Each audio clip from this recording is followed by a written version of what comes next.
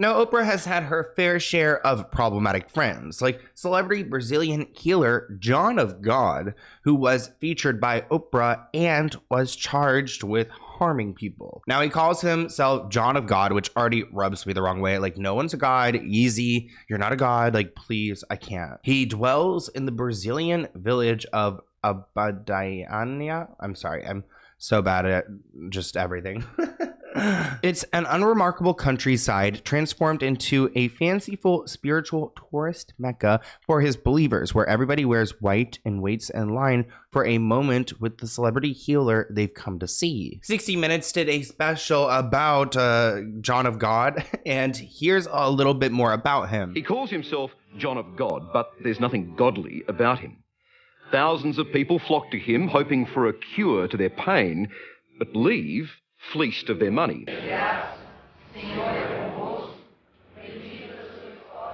And did you feel anything at all after you had been in this man's presence? No, nothing. Nothing at all. I love how she's like calling him on his BS. I mean, people are just walking right by him, right? What was that? What was that interaction? He didn't even like splash you with any water. So it was nothing more than a show. A bit of hocus pocus. I'm sorry, it was, yeah. But that was the disappointing part too. One of the problems with this man, John of God, we're gonna call him John, is that it's not his fake meet and greets, it's the cult that he houses. Now, one of the former members was Saria. She was a Dutch dancer who made the pilgrimage 4 years ago, seeking to heal her past trauma. She had read books about John of God and watched YouTube videos and even saw his interview with Oprah. She is among hundreds of women who have recently come forward with allegations that have raised concerns about John's saintly miracle worker status. And it looks like he's more of a man who exploited his celebrity to take advantage of female believers. He ended up having to turn himself into the Brazil's civil police station on suspicion of abuse. More than 300 women from around the world have contacted prosecutors to accuse him of this. Actually, Gobo TV aired a special with numerous women coming forward, and it was like a Me Too scandal type of situation. Now, prosecutors focused on 15 of the cases brought forward, and he denied all allegations.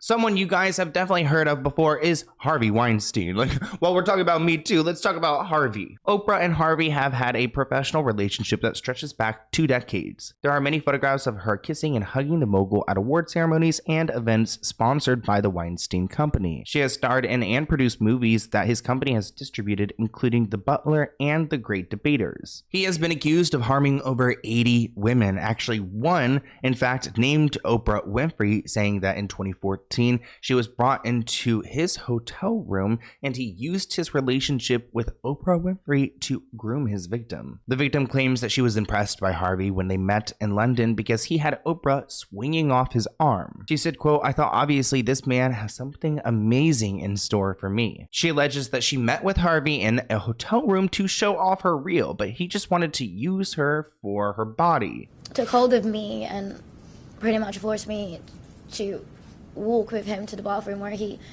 stood me in front of the mirror and he stood behind me, and I was like, "What are you doing?" And I'm like, and he's like touching me, rubbing me, and he's like, "Just relax." And I'm telling him to stop, and he would raise his voice, but at the same time he kept reassuring me that everything's going to be okay. Because Oprah is so influential and she's so close with Harvey, she had to respond to the Me Too movement. She says she tries to look for the rainbow in the cloud, whatever the silver lining is. Like, I do not understand what rainbow she's talking about, what silver lining could be out of this situation other than your close friend is now locked up. And if we make this just about Harvey Weinstein, then we will have lost this moment. Winfrey said, "I'm always trying to look for the rainbow in the cloud, whatever is the silver lining. And this is what I do know for sure. Something that's major happens when you have the fallout, 50 women coming forward, that it's a watershed moment." Now, people started to turn on Oprah because of this. Actually, Seal accuses Oprah of knowing about Harvey's actions. She did a speech at the Golden Globes, and Seal went onto Instagram to call out Oprah Winfrey, saying that she's part of the problem, and she has been for decades. He published a pair of photos of Oprah with Harvey, including one in which she is kissing the producer's cheek. Seal wrote, "Oh, I forgot. That's right. You heard the rumors, but you had no idea he was actually serially assaulting young, starry-eyed actresses who in turn had no idea what they were getting into. My bad." Which makes it seem like this one right here down in the corner is like a victim of his, which is that like Rita Ora? I don't actually know. I think that's Rita Ora. He said, "When you have been part of the problem for decades, but suddenly they all think you are the solution." So he's calling out Oprah big time. After the 54-year-old singer shared this meme of Oprah kissing Harvey Weinstein on Wednesday that read, "When you have been part of the problem for decades, but suddenly they all think you're the solution." He seemingly suggested in the caption that Oprah knew the Hollywood producer was mistreating women, writing, "You'd heard the rumors, but you had no idea he was actually serially assaulting young starry-eyed actresses."